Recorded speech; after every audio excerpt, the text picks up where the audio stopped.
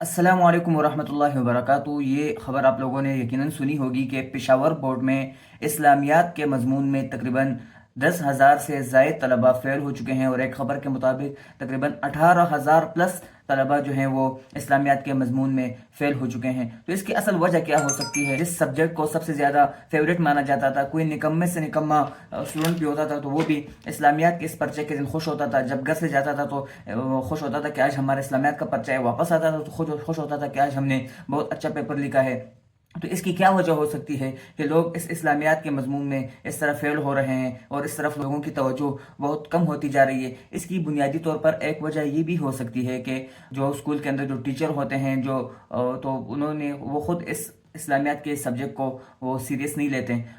जब वो मैथ के लिए टीचर ढूंढते हैं तो वो ऐसे टीचर को ढूंढते हैं कि जिसने मैथ में मास्टर किया हो, और अगर इसी तरह वो किसी साइंस के लिए कोई टीचर ढूंढते हैं तो वो ऐसा टीचर ढूंढते हैं कि जो साइंस का स्पेशलिस्ट हो, बियोलॉजी का स्पेशलिस्ट हो तो उसको बियोलॉजी सब्जेक्ट के लिए मंतखब करते हैं। इसी तरह तो जिसने मास्टर किया हो इस मजमून में तो उस मजमून के लिए हम उस टीचर को इनका इंतखाब करते हैं। लेकिन जब बात आती है इस्लामियात की या मुताला कुरान की तो यहाँ पर हम पीछे हट जाते हैं। हम किसी ऐसे टीचर को कि जो इंग्लिश पढ़ाने वाला टीचर होता है उसको हम कहते हैं कि आप साथ में ये इस्लामियात भी पढ़ा ले। इसी तरह या अगर कोई मैथ पढ़ाने वाला टीचर होता है तो उसको हम इस्लामियात भी थमा देते हैं, और वो भी फिर इस्लामियात को अहमियत नहीं देता। वो भी कहते हैं कि हफ्ते के दिन तकरीबन 6 क्लासें होती है, तो 6 क्लासों में एक दिन हम जो है ना इस्लामियात पढ़ेंगे, बाकी 5 दिन हम मैथ पढ़ेंगे, इंग्लिश पढ़ेंगे या कोई और सब्जेक्ट पढ़ेंगे। तो जो स्कूल्स चलाने वाले लोग हैं और जो प्रिंसिपल हजरात हैं वो खुद इस सब्जेक्ट को अहमियत नहीं देते, तो बच्चे कहाँ से इस सब्जेक्ट को अहमियत देंगे? तो होना तो यही चाहिए